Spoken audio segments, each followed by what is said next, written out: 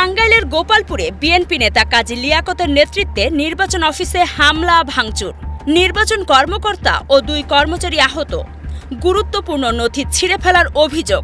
বিস্তারিত দেখুন টাঙ্গাইল থেকে খায়রুল খন্দকারের প্রতিবেদনে। টাঙ্গাইলের গোপালপুরে উপজেলা নির্বাচন অফিসে বিএনপি নেতা কাজী লিয়াকতের নেতৃত্বে হামলা ও ভাঙচুরের ঘটনা ঘটেছে। সোমবার 10 নভেম্বর সকালে এ হামলায় উপজেলা নির্বাচন কর্মকর্তা মোহাম্মদ নজরুল ইসলাম সহ 3 কর্মকর্তা আহত হন। আহত অন্য 2 জন হলেন data entry operator Amjad Hossain ও স্ক্যানিং অপারেটর সুমন। নির্বাচন অফিস সূত্র জানায়, সকাল 10টার দিকে বিএনপি ও অঙ্গ সংগঠনের প্রায় 30 থেকে 40 জন নেতাকর্মী অফিসে ঢুকে আকস্মিক হামলা চালায়।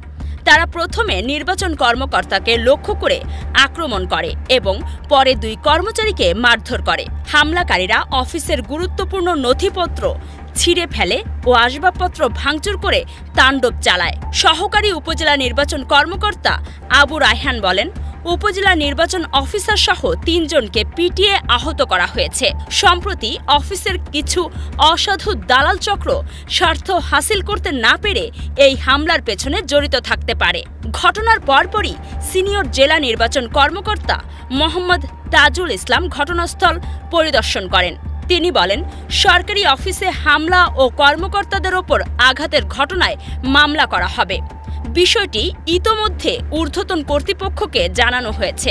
অন্যদিকে উপজেলা বিএনপির সাধারণ সম্পাদক কাজী লিয়াকত দাবি করেন, নির্বাচন কর্মকর্তা অনিয়ম ও দুর্নীতিতে জড়িত।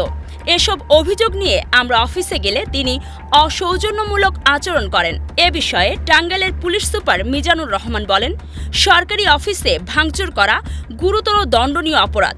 অভিযোগ থাকলে সেটি লিখিতভাবে জানানো উচিত ছিল। তদন্তে আইন অনুযায়ী ব্যবস্থা নেওয়া হবে। ঘটনার পর এলাকায় উত্তেজনা ছড়িয়ে পড়ে। বর্তমানে পরিস্থিতি নিয়ন্ত্রণে রয়েছে এবং অতিরিক্ত পুলিশ মোতায়েন করা হয়েছে।